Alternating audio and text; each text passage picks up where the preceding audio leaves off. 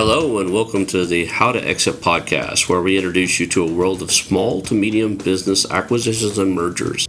We interview business owners, industry leaders, authors, mentors, and other influencers with the sole intent to share with you what it looks like to buy or sell a business. Let's get rolling.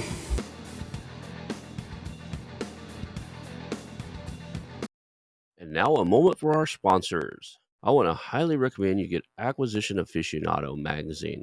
Every month, Acquisition Aficionado magazine brings you tactics for business buying and selling you won't find anywhere else. Learn firsthand from industry leaders who share their success stories, featuring in-depth interviews and stories from leading figures in the business acquisition industry.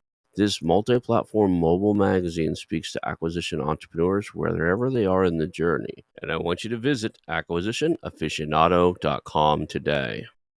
Hello and welcome to the How to Exit podcast. Today I'm here with Nigel Tunnacliffe, and he is the CEO of Coastline Academy, where they do driver's education, if I get that right, the student driver courses and classes. And I'm really interested in learning from you today. We were chatting a little bit before the show. First of all, thank you for being here. Yeah, thanks for having me.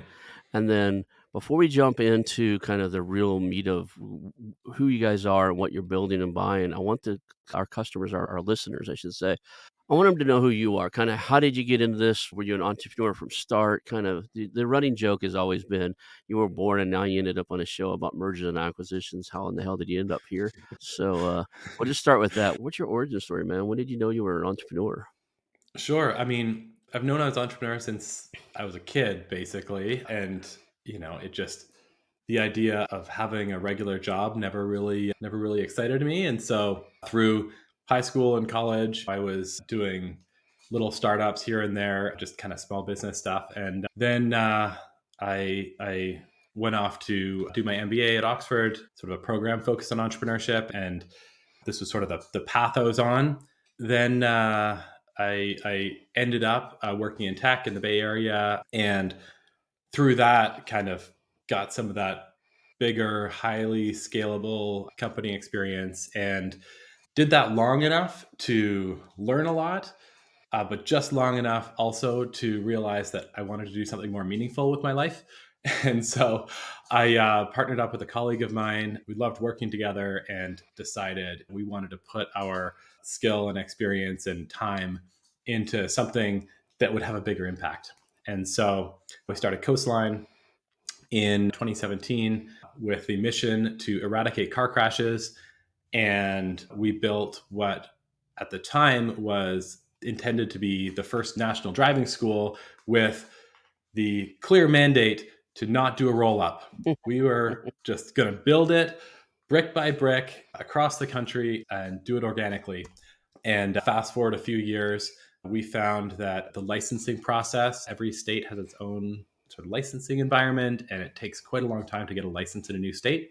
So we thought, okay, well, we can shortcut this by buying a small local driving school in one of the markets we're entering.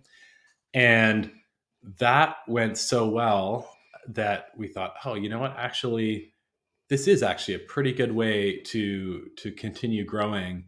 And there's a lot of folks out there who run great local driving schools and are looking to retire.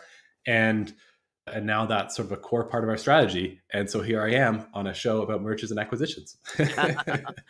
So interesting path. A lot of us, it's usually one of two things. People either are accidental entrepreneurs, meaning that they never intended on being one, but they had a really good skill and people started hiring them to do things or do that skill. And next thing they know, they had a full blown business. Or they're like you and me, where you just kind of had it in your blood. You probably had entrepreneurial style parents. I did. I know I did. My dad was always doing something on the side. And then he went into metalworking. He would make the metal boxes for air conditioning systems and stuff because I have 37 cousins and probably half a dozen of them do heat and air. Dad has a lot of brothers and sisters. A lot of them do heat and air. So he would build their boxes and stuff and have those big metal bending machines in the office. So there was always something going on at our house. So I'm sure something exposed you to the idea that you could just go make money on your own. Something was a catalyst there, right? Yeah, my dad he ended up starting a business doing IT work after working for other folks for a while, and then getting laid off. And then it was like, oh, well, I can just do this. And so, yeah, early exposure to that. And yeah, it also just really resonated with me. I'm a creative person, and I sort of looking for the angles and sort of like, okay, well, how can I do this differently? What's, questioning the status quo. And so, yeah, I guess I came by it honestly. It's interesting. My son came to me, he's 13, and he says, "Dad, when you buy businesses, will you buy me one? I want a summer job." And he goes, "I want a summer job." And so he sat down with my wife, his mom, and they brought a business plan. And we're in the midst of, we didn't buy one because there wasn't something already doing what they want to do, but we're building it out. They're going to do a concessions type of thing at all the farmers markets and stuff. Usually, when you start a business, there's a problem you see in the industry that you're trying to solve. I said you said Mhm. no more crashes, but was that the underlying, what was the underlying thing? You're like, "Hey, we could do this a lot better than what's going on currently in the industry."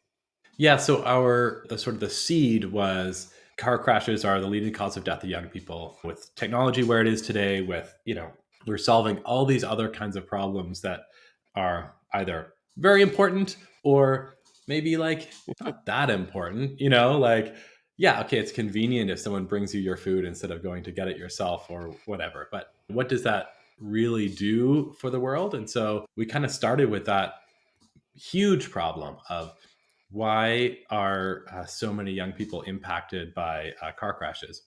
And then knowing that was the overall theme, we interviewed hundreds of new drivers and their families to kind of understand what it was that they are worried about, thinking about, etc. And we expected this to be more of a technology solution. But what we heard over and over was just that the thing they thought about the most was their actual learning to drive experience. And there's never been a national driving school. There are some great schools, some places, and every now and then we heard a story about a great driving instructor. But more often than not, we were hearing the opposite. The school that wouldn't return their phone calls, they were always full, or the instructor didn't show up, or whatever, just the sort of small business, not super high focus on customer experience, having to call and book or bring cash or write a check or whatever. And so we heard that enough times that we thought, okay, well, let's figure out what is going on in the driving education industry that's making it like this for essentially everybody. And what we discovered is that the driving education industry as we know it today didn't start with the Model T in the 20s. It actually started in the 90s when the driver's ed was cut from high school programs. Mhm. And so it went from being most kids in America learn to drive at high school to no kids in America learn to drive at high school. And so you had this entire generation of small businesses started by high school driver's ed instructors, gym teachers, etc. Now all those folks are reaching retirement, and they've built, a lot of them have built great small businesses. But to make a small business something that can be passed on, you either need interest within your family or somebody wanting to take it over who actually wants to run the business and be there every day out on the road driving and answering the phones and what have you, or what. And so that kind of is what got us interested in this industry and what made us think, okay, well, there's a whole generation of these businesses that are going to not be around anymore. And we can build a national brand, use technology at the core to make the whole customer experience better, to make it safer, build more trust with families. And then it was just later that we kind of found that actually, in addition to doing what we're doing on the technology side and on the branding side and operations side, we could also support the retirement of this generation of driving school owners by buying their schools. Interesting. When you said solving the problem of teenage wrecks, and that's the highest mortality rate is accidents within a certain time range, the first thing that came to my mind was, I've got quite a few friends. I grew up. I learned driving a little different than most. I grew up on a farm, right? That said, I think the biggest contributor to car wrecks in that teenage years probably has to be panic under stressful environment. So something runs in front of them, they panic. Somebody does something unexpected, they don't know how to react. That type of stuff. how does a driving school like, all the driving schools, I think of the old high school ones, right? Like, we had one in our I'm dated old enough that there was one at our high school. I didn't have to go just because, like I said, I'd been driving the farm truck delivering hay from one farmer to another without even a license from the time I could my dad actually Belling wired wooden blocks to the brake and the gas so I could reach the pedals and drive. How do you teach kids how to not panic? How do you teach drivers to react under panicful situations? Yeah, that's a great question. I also had a lot of track driving experience coming into this, and sort of before starting Coastline, Yep. I was just doing lap day track days in the Miata Yeah. and such. And through that, you get a bit of a different perspective about driving. Mhm. And I think it's one of the things I learned racing is that it's not about going faster; it's about slowing it down in your mind. And Mhm. so, if you can do that on the road as well, that can help when there's a sort of an emergency situation. And if you have sort of built the right set of skills and you can kind of slow it down in your mind and execute your plan, then you can get out of it safely. Yeah. And so, one of the things we teach is about you basically assume that every car out there is coming to get you in some way. What happens if this truck pulls into your lane? What happens if this door opens on this car as you're driving up? What happens if someone pulls out of this driveway? And if you are thinking about that all the time as you're driving, and it's one of the things that for me as a driving instructor, like I would continually have as a dialogue with the student is like what scanning for threats, scanning for potential situations, and it's like, okay, what happens if this person pulls out of the driveway? What would you do? You got to think about it. Okay, well, would I slam on the brakes? Well, check the mirror behind you. Is there someone tailgating you? Would you pull out into the other lane? Is there anyone coming that way? And so, if you can continually build and update a plan, then when there's a moment to panic, you don't need to panic because it's not like, oh my goodness, what am I going to do? You just execute the plan. Yeah. That said, people do have time, and if they're trained in that, or if you've been prepped to go think about, okay, you're gonna have to things are gonna slow down in the moment. You're gonna have to make a decision, and it's not panic lock, right? Mm. That's brilliant. You're doing that. Let's talk about you're buying something that almost in any other industry, like I've avoided a couple industries because there's like it's dominated by what we call solo entrepreneurs or even owner operators who are just so involved in their business. But you've done something really creative in the fact that you can buy those. I can Hmm. give you a couple industries like we looked at and like, yeah, you just can't jump into them. Pool cleaning services. They go for 1x multiples all the time. You're thinking you could buy it and pay it off in a year. But most of the time it's father, son, or one guy and one other person, and they do every single client. Right. So Yeah. if you don't have some infrastructure like you've built out, you can't do that. A lot of times small heat and air companies are this way, right? Hmm. The owner is the key operator.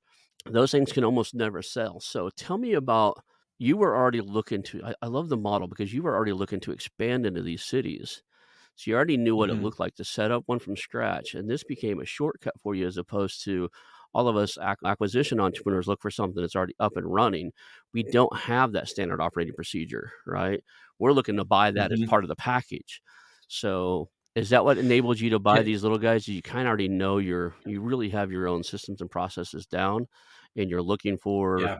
their location and their clients? Yeah, so if you think about it, if you're buying a business that does 3 or 4 million in revenue a year and has reasonable margins, you can buy that business even if it doesn't have a general manager. You can hire somebody, and there's still some cash left at the end of the day. If you're buying a business that does 500K in revenue, if you hire a general manager, you're losing money every year, right? And so that means your sort of typical business buyer isn't going to be interested at this size. Mhm. And so that means that the any other buyer in the space has to be someone just like you said with the pool routes. You got to be willing to roll up your sleeves and get out there and test chlorine every day, right? And so in our case, we've built out the infrastructure. So the first thing we built when we were creating Coastline is we built the tech platform that runs our business. And we built it with the intention of being the only customer of that product that would be built in a way that it might otherwise be sold to other businesses, right? Like so we sort of built it as its own product with one customer. And so when we make an acquisition that is small like that, we can pull them onto our platform that makes things run more efficiently. It enables the back end services that sort of streamline the operation. Customer facing side, there's an easy way to book and reschedule your lessons and see what's coming up and get notifications and all that. And then on the operations side, it manages your team with driving instructor schedules and payroll and all of that. And then sort of the third side is customer support, right? So our support team is centralized and uses the platform to as the customer CRM and everything. So that's sort of one of the key building blocks. And then we also have our fleet operations team that manages our fleet of cars.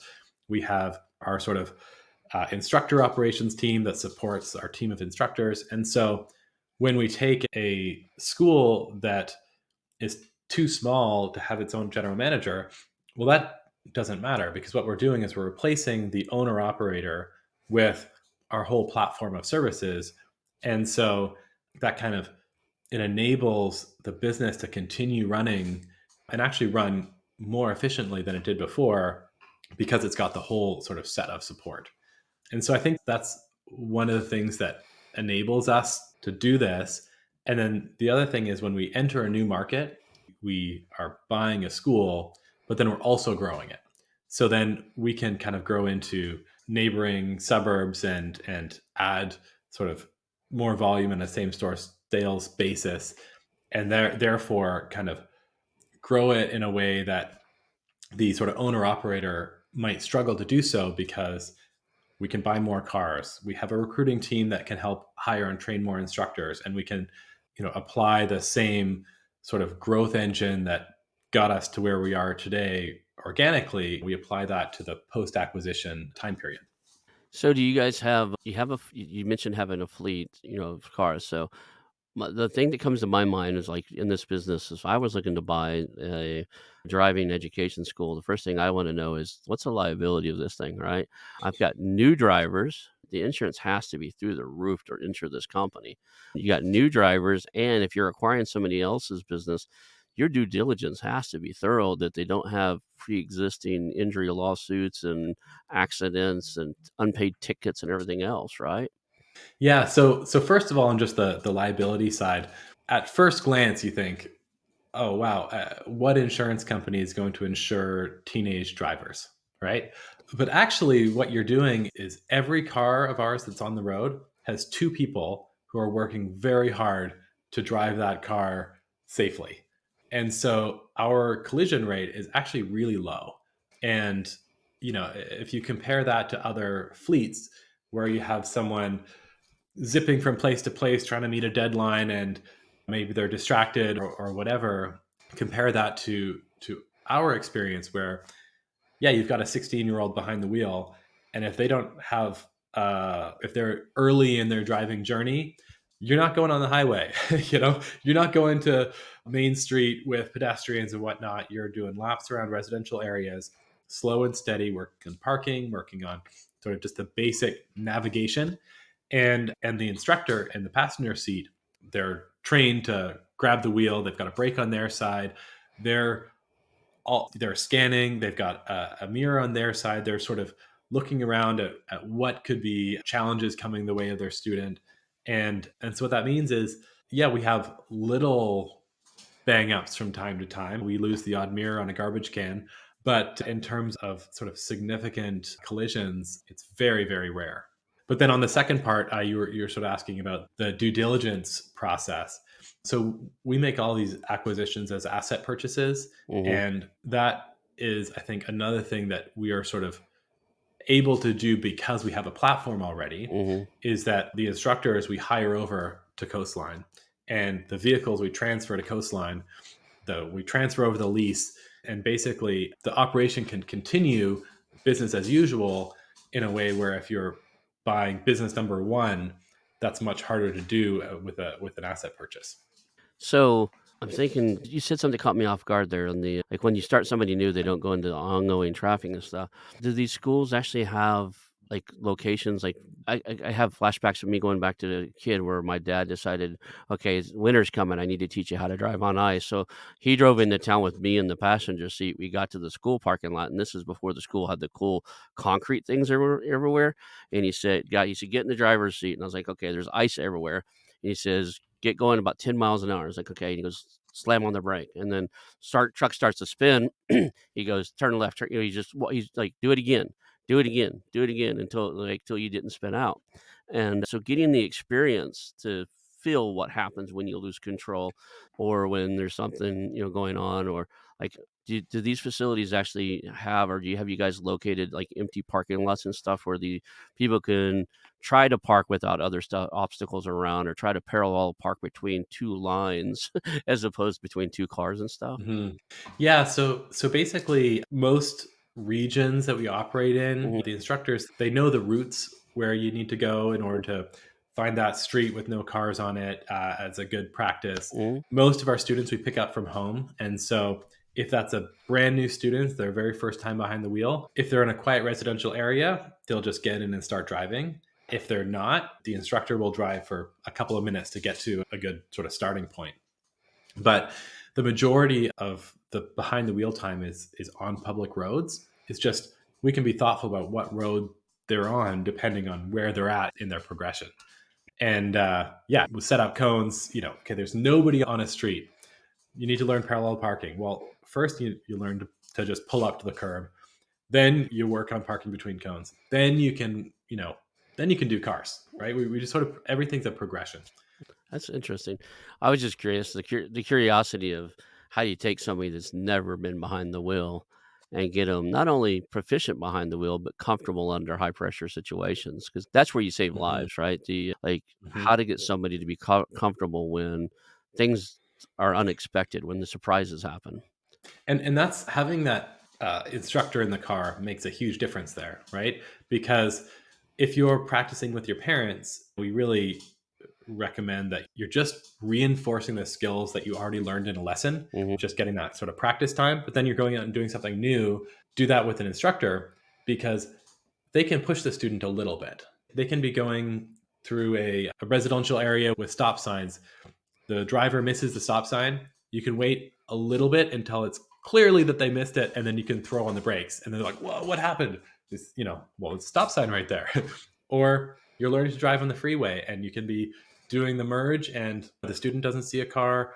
The instructor for sure sees it, and they can take the wheel and they can navigate that situation. And then there's that aha moment that happens with the student, mhm. like, "Oh wow, I totally didn't see it. Yeah, remember the 10 times I told you to check your blind spot? Well, there you go. That's why." And then it clicks. And I think that's a lot harder to do when you're just practicing with a parent because they don't have that sort of training and they also don't have the break on their side. That, and they may not have the patience, right? I know that Yeah. it's a lot easier for somebody to be patient with another person's children when you don't have all the stuff that children tend to wanna do to their own parents, right? But, there's something to be said about, like, having proper training in some of these things. You guys have put together, now how long have you been in business? We taught our first lesson in 2018. So Hmm. 6 years. 6 years. So you've got 6 years of lessons learned, and so for every time that you have a little incident, every time you have something going on, you can take that and apply that experience across an entire network.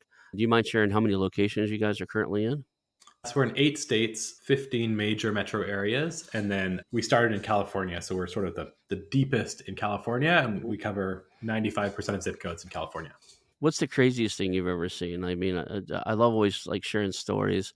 So, maybe through the acquisition, did you ever buy anything that was like, okay, you bought something way too big? Or I know you buy a lot of small operators. You had any Yeah. surprises in all these acquisitions?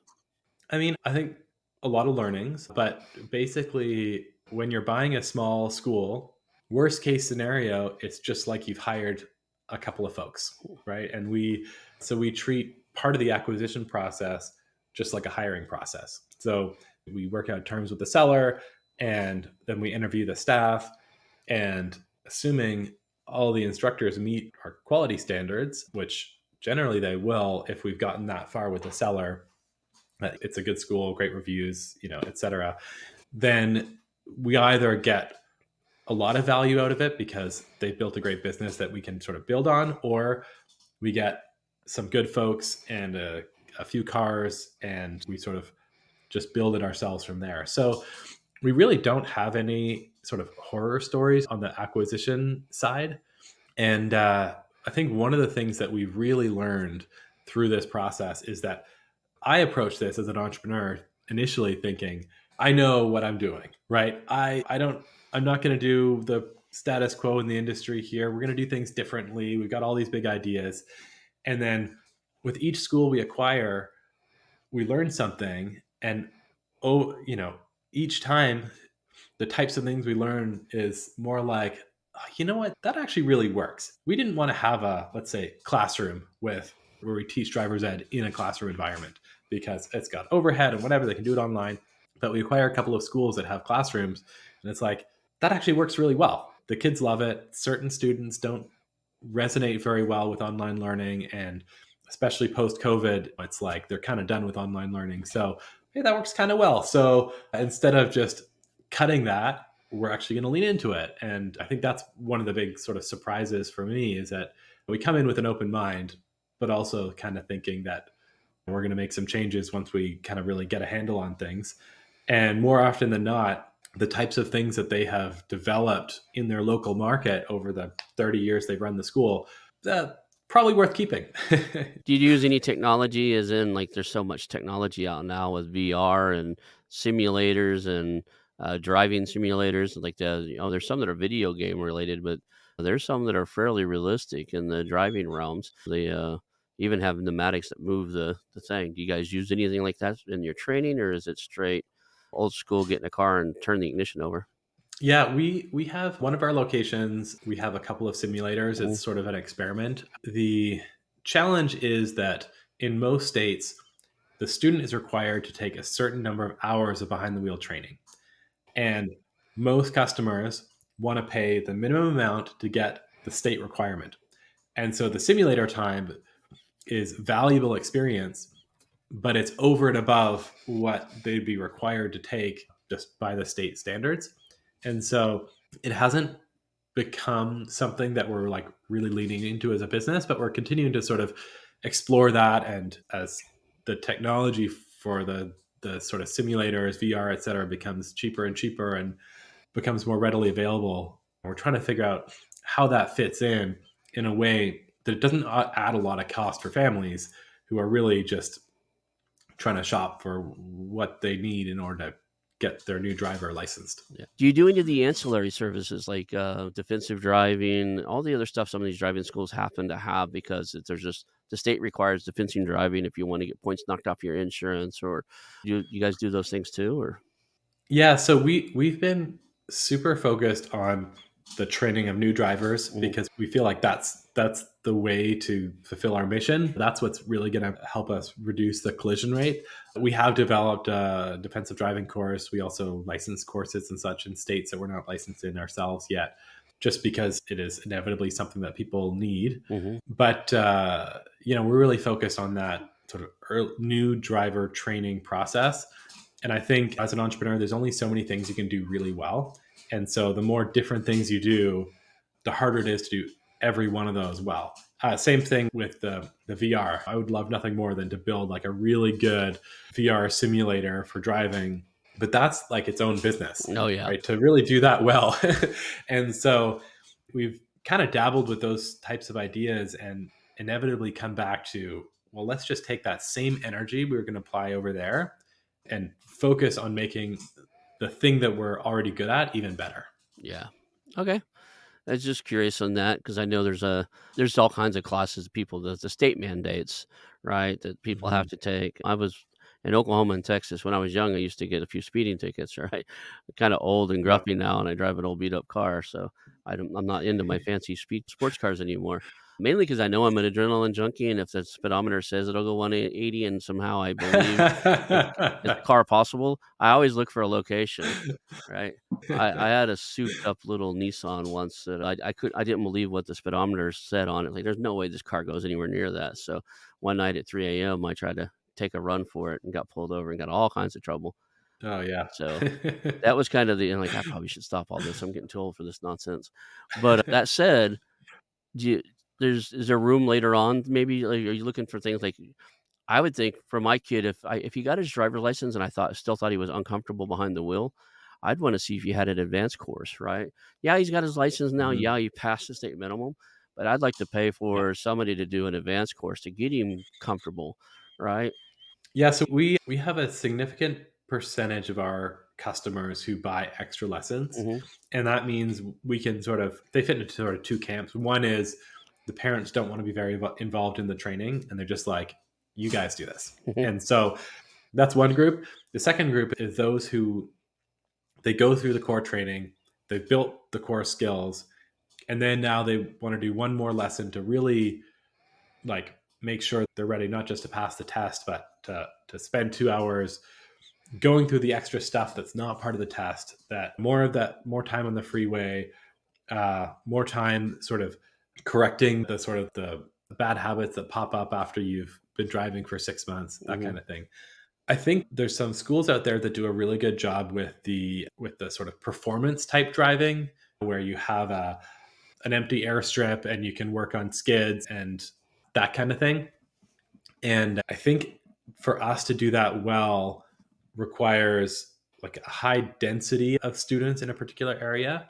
And so we're a few years out from that now because we're spread out across a very large geographic area.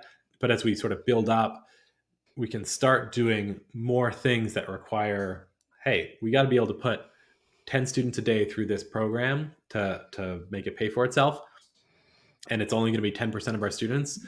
All right, well, we need to be at 100 students a day in this market before we can do this other thing. And so it's definitely something I want to be able to do because I've done some of those trainings myself, and it makes such a big difference. Yeah. It also requires its own operation.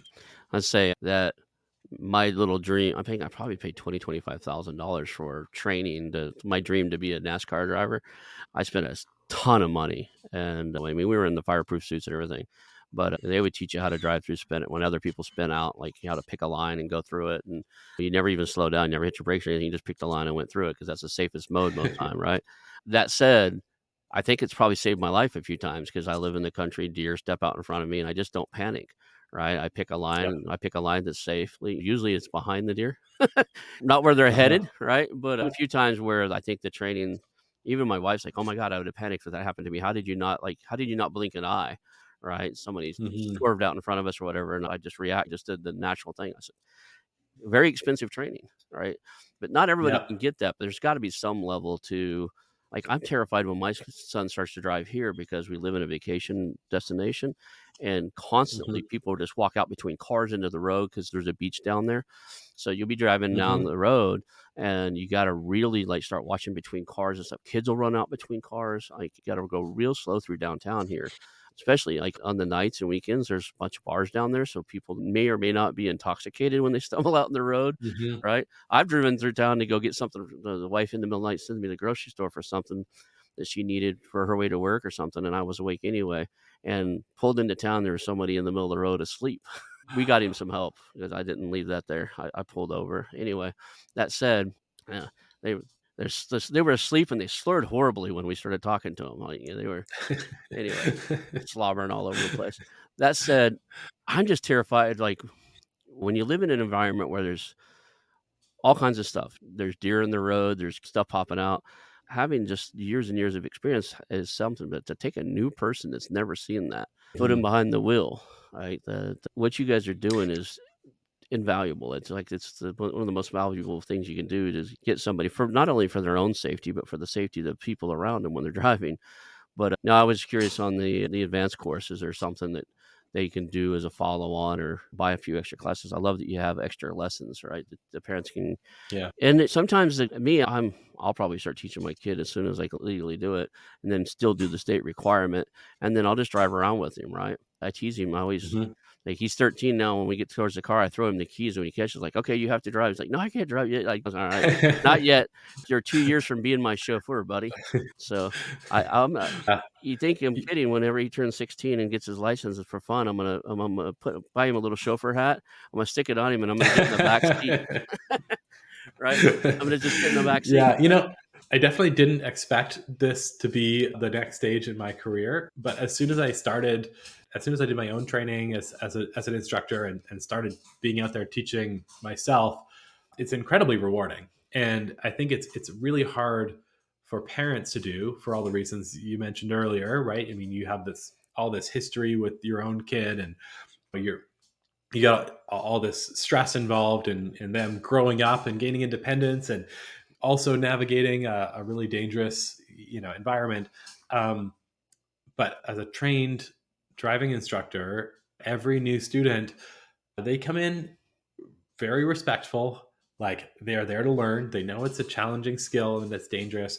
And it's just so rewarding to take them through that journey and see the light bulb go off and, oh, yeah, okay, I get it. So yeah, I just love it. I imagine you also have a few of those students come through and you just look at them, you're like, "This guy's gonna be on the racetrack in a week," right? You just there's certain people you get in I had to have been that guy for anybody that would've like I said, I didn't have to take the classes that weren't mandated in our state, and my dad had already taught me to drive by the time of that, but I had been racing dirt bikes, and I've done the little where they take the beat up car and go around the mud track too. I've done Yep. that a few times, and I tried go-kart. I tried all kinds of stuff. I tried go-karts, the really fast ones, sprint cars. Well, on practice night, we'd jump in each other on nights we were practicing, we'd jump in each other's equipment. Like, "Hey, can I run your sprint, thing around the track by myself a few times, like, towards the end of the night?" Like, yeah, so you get to experience all this stuff. So by the time I was Yeah. behind the wheel, I had spun out and crashed in everything that had wheels, right? Yeah. So actually, I think those are the hardest students to teach, because, and we get a lot of these folks, right? The Mhm. farm kids who, hey, look, I already know. Like, I've been driving a tractor since I was 10 years old. Like, I know what I'm doing. Yes, you can hold the steering wheel and which pedals which, and you can keep the car between the lines. But there's a whole lot more to driving than that. And so when a student comes in knowing they need to learn, even if they're nervous and such, you can build them up bit by bit. When they come in with just huge teenage confidence and the skills to back it up, it's a lot harder to sort of, okay, look, we got to take this back a level here. It's not the same as navigating a farm vehicle, because you got all these other drivers out there, and that's what we need to train for. So I think you would have been a challenging student if you had Yeah, signed I up with us. remembered my when I was 14 and a half, about 15, my dad bought a car, and he said, "This will be yours when you're 16." It was an old '77 Ford Maverick, bright red, white. I'd take it right now. It was a beautiful car. Had an inline six-cylinder in it, and I was probably no, I was probably at least 7, 8 months. So I was 14, almost 15, and you have to be 15 and a half in Oklahoma to get your permit. So I was still 8 months out or so, and he said, "Just" it was a good deal. One of the ladies that he's painting a house, she was trying to get rid of it, so he bought it. And I it had an straight inline six-cylinder in it, which was pretty fast for that little car, and I blew the engine racing it within the first year I owned it. So, yeah, I would have been the tough kid, right? I was taking the thing and lining it up against other people's car on the quarter mile, right, and threw a rod right through the hood, that Huh. car, because it was so light, that little inline six-cylinder really made it move. And I regret it because it was a beautiful little car, but within the first few weeks of having it, we had 26 acres. I was in the middle of the field cutting donuts and figure eights, doing what kids today would call drifting on dirt though, right, in this car. So, Yeah. yeah, I understood how to control the car. What eye opener is for most people when they grow up on a farm and stuff like that is all the stuff people do around you that's stupid, like pull out in front of Mhm. you and don't stop at their light and all those things, right? You never expect that Yeah. would be what most of those kids would be the awakening is they're driving down the road and other people are doing stupid stuff around them. So, Yep. Yep, totally. what's it like to run a business that's so diverse across a landscape, right? Are you traveling constantly? You do a lot of it Zoom calls, or how do you manage something that has so many locations? Yeah, I mean, I'm on Zoom most days. I do a little bit of travel, especially after we close an acquisition, I try to get out there myself just to meet the team and such. But it really comes down to the regional operators. And so we have a large geographic area, but most of that is sort of managed at my level through metrics and through the management of the team. And so we make sure that each local operation gets the support it needs, centralized customer support, and then our fleet support, and the, those sort of HQ level layers of support. And then also the sort of the local manager, that they're not dedicated to managing like the single store essentially location that we may have acquired, but a few of them in a regional area. And so they can travel from place to place, and they're that sort of direct point of relationship for each person. And so at the end of the day, it just looks like, I think, any other business that has, 400 employees. It's just that they don't all fit into one office. I'm curious as to the going I'm just trying to think here on the all those locations, you've got regional managers running them. Uh, is there ever a case where you buy something, it's really small, and then it's a different market? I'm trying to think. I'm a marketing nerd by previous trade. That's my Mhm. master's degree. My MBA is in marketing. I'm thinking part of this the driver school is there's a benefit because it's state required in a lot of states, right? But there's also Mm. it's gotta be a low barrier to entry. You need a car and a certification, right? So, are you entering markets that have a ton of competition, or is it fairly is there a barrier to entry? Are those licenses really hard to get here in California, or what's the moat to keep people out of your space? Yeah, I mean, it requires some effort to get the license, but it's not really there's nothing stopping you from saying, "Hey, you know what? I love teaching my kid to drive. I'm gonna start a driving school and serve my local community." The way we think about it is that we're not trying to outcompete every local driving school. My end game here is that every new driver in America is going to choose between Coastline and a local driving school, maybe that their parents went to or that's been in the community for a very long time. And we will try to create that local experience everywhere we are, but not everyone is going to choose us. And so there's a lot of things that you get when you choose Coastline that you don't get at a local driving school. But one thing you get at a local driving school is, hey, maybe they've been in that location for 30 years and they've gone to every Main Street parade in town and everybody loves them. And hey, great, like keep doing that. And we'll also be available in that community for those who choose us. And the, I think for a lot of people, the challenges that come with running a small business is a lot of the types of challenges maybe they didn't think that they were going to be encountering when they decided to start it. They think, oh, I want to start a driving school because I want to teach drivers. Well, guess what? As soon as you start a driving school business, you're going to spend most of your stressful moments dealing with the business side, making payroll, the instructor not showing up, or a customer that's unhappy, or whatever the case may be. And so we've had quite a few people join Coastline who were considering starting their own business, but ultimately just decided, hey, I actually just want to teach. And so, yeah, I think there's not a huge barrier to entry to new folks coming into the market, but I think it's a whole other thing to build something at the scale that we have. And so we don't see really any competition at the sort of the scale that we're at. We just for each market that we're in, it's us and a few local schools that sort of all together serve the community. I'd imagine you get some owner operators that wanna sell because they just wanna teach, right? I see that in Yeah. some other areas where it's a passion project to start with. I see that kick in where, for instance, little cleaning company I was looking at in Oklahoma, I own a pest control there company, but a little I always thought I'm gonna buy a cleaning company because who finds more bugs than the cleaning lady, right? I'll call my pest control company. But I was talking to one lady, she had 5 crews of 2, so she had 10 employees and herself, and she's like, "I just wanna clean, I don't wanna do any of this anymore, I wanna make payroll, I don't wanna" like, Yeah. you give me a job, I'll manage these 4 people have really worked well with me, I'll watch those, you watch the rest of those people, and unfortunately, Yeah. she needed to go back to her she was from another country, but, you probably guessed which one, but I'm not gonna do that here, but she had to go back home, her father was ill, and somebody needed to kinda help the in-house nurses and stuff take care of him. So I didn't think I could run this without her, right? Like, I've never Mhm. if you've seen my desk right now, you'd realize I'm not the most organized person to start with. So, it was one of those, "Okay, I don't think I wanna operate this thing because I don't" like, when you're buying something new that you've never run before, you really need that operator, you need that or somebody in there that's like, they know where all the hidden secrets are, they know the schedule, they know everything, and the fact that she was leaving in a week It didn't work for me.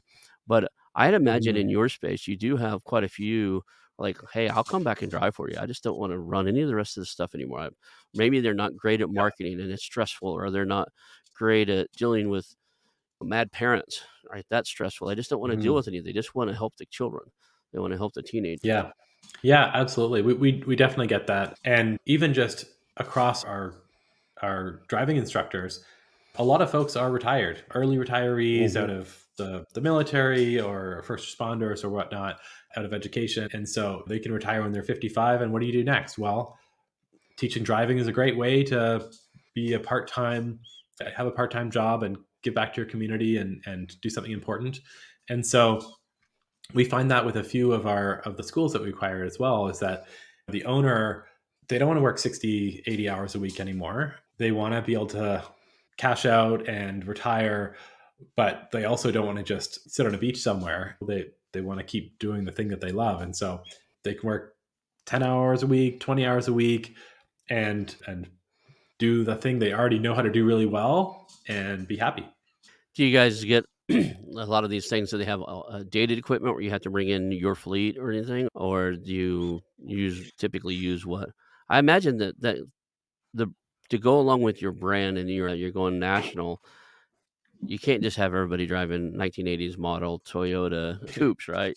Uh-huh. So we generally start with whatever cars that they have already so that we can have a continuing operation, but they all get detailed, they get rebranded, and as we replace them out, which we try not to do a whole fleet at the same time, we'll just cycle them out over time, and they get replaced with brand new Corollas. And I think that makes a big difference for the employees. Like, hey, I was driving a 10-year-old Hyundai, and now I'm driving a brand new Corolla.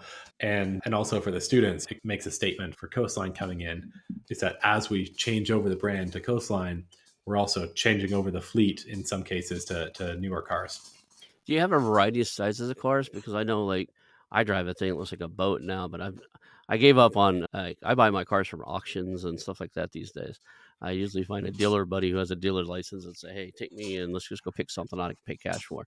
The wife usually drives something that's fairly new with a warranty and everything because, you need one stable one in the stable car in the family. I don't have a car. I haven't had a car payment in 15 years, but I usually have a mechanic's payment. Right? I'm always having something worked on it. The back latch of the thing I'm driving now, it doesn't open, so you have to, like, crawl through it and pop it from the inside. In the back, it's a station wagon looking thing I haul things around in. But if I'm gonna spend money on something, it's probably gonna be a Harley. That said, it's some what about different like, is are all the same, like, mid-size Toyota Corolla, I'm thinking two-door, four-door Corollas? Or Yeah, yeah, they're all four-door Corollas. We try to have a uniform fleet, kinda like Southwest. If you got all 737s, it makes the whole operation run smoother. So, the only sort of non-standard cars we have in the fleet are ones that came across via acquisition, mhm. and those will get sort of replaced out over time. And so that means our fleet operations, someone throws an error code or they have a flat or whatever, and we have standard equipment. We got a whole box full of mirrors. You lose a mirror, no problem. We'll get a new one in. It'll be black initially, but we'll get you back on the road the same day. So yeah, I think that's part of how we can run a smooth operation is keeping a uniform fleet. And almost everyone can fit in a Corolla. It's not a tiny little car. Mm. It's it's a decent car. The driver's seat goes up and down as well. So the taller kids they can lower it all the way down. The shorter kids they can move it up. So yeah. Good car too, good decently safe car too. Yeah, I got a joke or a joke kinda thing. I was like, "If you ever really wanna teach one of those kids how to drive, send them down to Acapulco or Mexico somewhere where the lanes in the road mean nothing and you're gonna lose your mirror. But if you drive there for more than a week, you're gonna lose at least one mirror, right? Because somebody's gonna come zipping by in a little taxi or something and take off a mirror." So, I used to go down there Uh-huh. all the time. I thought I was a really good driver until I came down there and, like, the lanes mean nothing, right? During certain times of the day, you might have 3 it's a two-lane road, but you might have 3 lanes going one way and 2 lanes going back, and then other half of the day, they switched it, but it's only wide enough for 2 lanes of cars, but they got somehow 5 lanes of cars cutting through the area. But, and there's still Uh, I haven't been there since, I'm dating myself, probably 15, 20 years now, but back when the last time I went, maybe 20, 22 years, but last time I went down there, they still had a bunch of VW Bugs and small vehicles too, right? So yeah. That was a drive. You think once you think you're a really good driver, go try to drive in another world, a third world country or another area where they just play by different rules because it's a wake up call. So um, Hmm. I appreciate you being here, man. How do people reach out to you if they want to? If maybe they got it, maybe they have a small, locally operated driver's education school that they want to sell, or maybe Yeah. they want to do something similar in their state, and you're not there. They want to work with you or something. How do people reach out to you and have a conversation?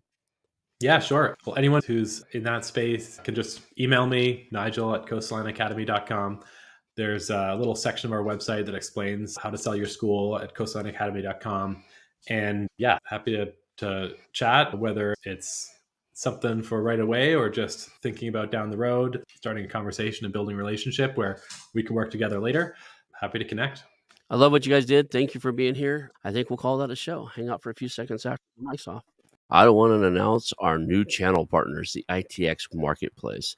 Since 1998, ITX has created $5 billion in value by selling more than 225 IT businesses in 20 countries. ITX works exclusively with IT-enabled businesses generating between 5 million and 30 million who are ready to be sold, and M&A decision makers who are ready to buy. For over 25 years, ITX has developed industry knowledge that helps determine whether a seller is a good fit for their buyers before making the match. ITX Mergers and Acquisition Marketplace we have partnered with has a proprietary database of 50,000 plus global buyers seeking IT service firms, managed service providers, Microsoft service providers, software as a service platforms, and channel partners with Microsoft, Oracle, ServiceNow, and the Salesforce space. If you have an IT enabled business you're ready to sell, I want you to visit the itexchangenet.com/marketplace. How to exit. That link will be in the show notes. Visit them now.